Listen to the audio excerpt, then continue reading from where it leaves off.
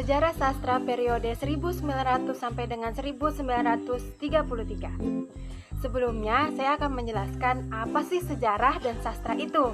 Sejarah dapat diartikan sebagai kejadian atau peristiwa yang benar-benar terjadi pada masa lampau. Sedangkan sastra merupakan kata serapan dari bahasa Sanskerta, yaitu sastra yang berarti teks yang mengandung instruksi. Jadi, sastra sejarah adalah cabang ilmu sastra yang menyelidiki perkembangan cipta sastra sejak awal pertumbuhannya hingga perkembangannya sekarang. Yang pertama ada bacaan liar dan balai pustaka. Istilah bacaan liar sendiri pertama kali diucapkan oleh Rinckes pada tahun 1914 untuk tulisan-tulisan kaum pergerakan baik berupa novel, roman, puisi, artikel, maupun buku-buku pemikiran. Dari permulaan bisa diidentifikasikan bahwa bacaan liar atau karya sastra yang disebut liar salah satunya bermaksud untuk mendidik kaum kromo. Menurut Razif, kembali mempertegas demi menghela rintangan-rintangan bagi pergerakan, diperlukan bacaan-bacaan politik agar kaum kromo mengetahui, memahami, dan menyadari politik kekuasaan kolonial maupun buku-buku pemikiran. Dari permulaan bisa diidentifikasikan bahwa bacaan liar atau karya sastra yang disebut liar salah satunya bermaksud untuk mendidik kaum kromo. Menurut Razif, pada dasarnya tujuan dari didirikannya penerbitan adalah untuk menyampaikan pesan-pesan kepada kaum kromo agar membantu melawan penjajahan, menyebarkan dan mengajarkan sosialisme, menghapus hubungan sosial-sosial lama yang telah usang yang tetap dilestarikan oleh kekuasaan kolonial seperti aturan sembah jongkok ketika bertemu atasan. Sastra sejarah modern di Indonesia diawali dengan berdirinya Balai Pustaka. Nama ini bertahan hampir 100 tahun lamanya. Pada masa Balai Pustaka diterbitkan karya-karya sastra yang ditulis oleh orang-orang Indonesia maupun keturunan Tionghoa atau orang-orang Eropa maupun peranakan Eropa. Selain dalam bahasa Indonesia, karya-karya sastra didirikan oleh Balai Pustaka juga diterbitkan dalam bahasa-bahasa daerah. Yang kedua ada sajak-sajak sejarah sastra. Tokoh yang pertama ada Muhammad Yamin. Muhammad Yamin dilahirkan di Sawalunto, Sumatera Barat pada tanggal 23 Agustus 1903. Ia meninggal dunia pada tanggal 17 Oktober 1962 di Jakarta. Pada zaman penjajahan, Yamin termasuk segelintir orang yang beruntung karena dapat menempuh pendidikan menengah dan pendidikan tinggi. Beberapa pengamat dan peninjau sastra mengatakan bahwa Muhammad Yamin merupakan pemula dari sejarah sastra Indonesia modern.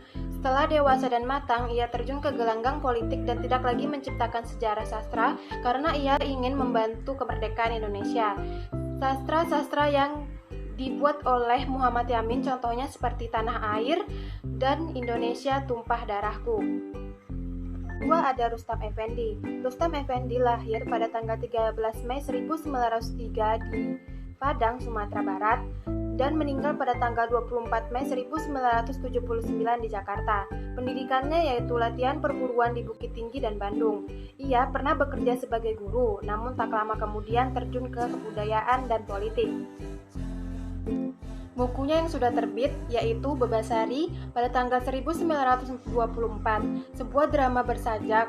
Buku ini dianggap sebagai drama pertama di dalam sejarah sastra Indonesia modern yang pernah ditulis bahkan dalam bentuk sajak. Dan yang kedua adalah Percikan Permenungan pada tahun 1926, kumpulan puisi. Sejumlah puisinya adalah dalam antologi Pujangga Baru, prosa dan puisi susunan H.B. Jasin.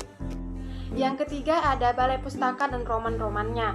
Roman Azab dan Sengsara buah tangan Merari Siregar merupakan kritik tidak langsung kepada berbagai adat dan kebiasaan buruk kuno yang tidak sesuai dengan zaman modern. Roman tersebut merupakan roman pertama tentang kawin paksa dan buah tangan M. Kasim yaitu Muda Teruna pada tahun 1922 yang merupakan hikayat. Kemudian kurang lebih 20 tahun lamanya menjadi tema yang paling digemari dan paling dikemukakan dalam roman-roman Indonesia. Roman Siti Nurbaya pada tahun 1922 dan Lahami pada tahun 1952